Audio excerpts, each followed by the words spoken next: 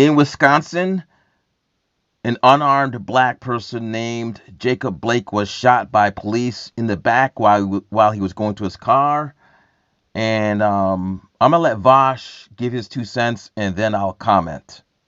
If you are black, your death, should it happen at the hands of a police officer, is an axiomatically justifiable event in their mind. And then they go online to convince all the normies of their point. And there are right now probably quite a few people who are honestly not that hateful, who legitimately are pushing this George Floyd was no angel narrative because they bought that bullshit from some conservative video, that Candace Owens video. And they are convinced, not that they hate black people, but that they are fighting against the tyranny of leftists who will deify any black man who is killed for any reason, no matter how bad he is. But we do not. And we never have. We say only this, that this guy,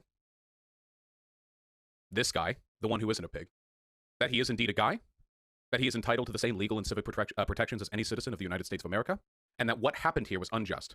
And I don't know if the treatment of these police officers to him was racially motivated. I have no way of knowing that, though I can take a guess. But I do know this. The way this incident is being treated by the online conservatives is because if that was a white guy who got into his car and was killed by the police, that motherfucker's face would be plastered on every single conservative news media outlet's front page within 6 hours as evidence that the premise of BLM is a lie, that white people can be killed by the police too in unjust circumstances, and you bet your ass that if his skin was lighter, those circumstances would be unquestionably unjust to the conservatives who would honor his name and donate millions to his family or whatever. Fuck them. And fuck everyone who perpetuates this myth that conservatives are waiting for the good and unjustly killed black man. They just like it when they're killed, dude. Whether they know it or not. That's why they do this time and time again.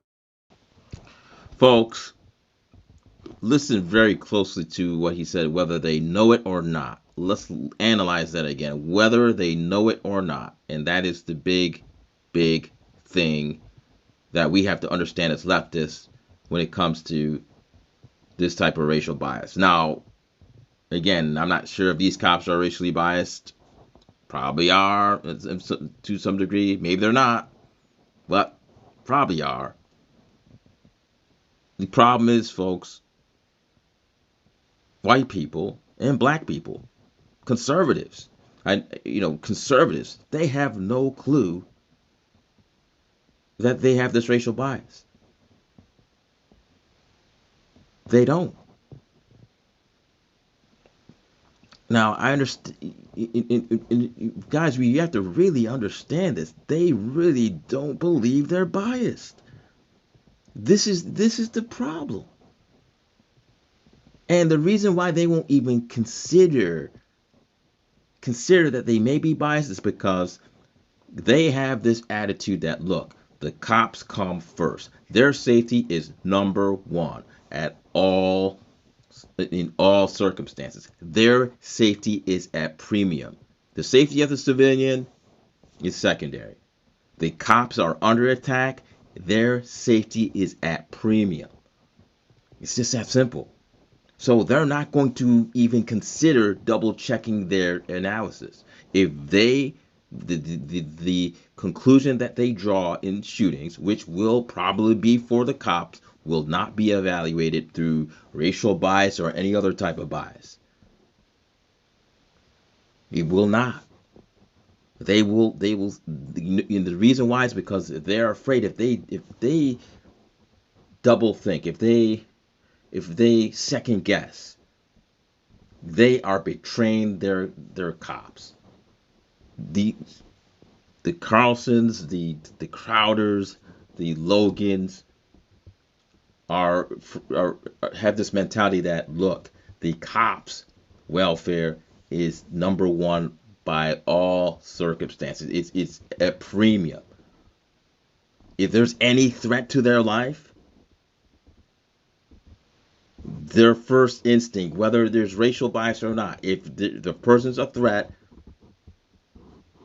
they deserve what they get. It's a wrong bias. It's wrong. But how do we convince them, folks? I know a lot of you guys are angry. How do you convince people who probably have bias that they do have bias? If you don't believe you have a racial bias, I mean, if you talk to, I'll tell you right now, you talk to these cops. If you talk to these cops and say, if this were a white person, would you do the same thing? Of course, they're going to say yes. They're not lying in terms of sincerely believing in it. They're probably lying in terms of it's probably not true, but they believe that they're colorblind. This is different than the 1960s. At least there's racists in the 1960s in the South that knew they were racist. They knew they didn't like black people. They had certain attitudes toward black people. They didn't apologize for it, and you knew where they stand. Now you've got people who believe that they're absolutely colorblind. There's no way they can be colorblind. That probably have racial bias. Most of this conservative commentary is probably filled with racial bias.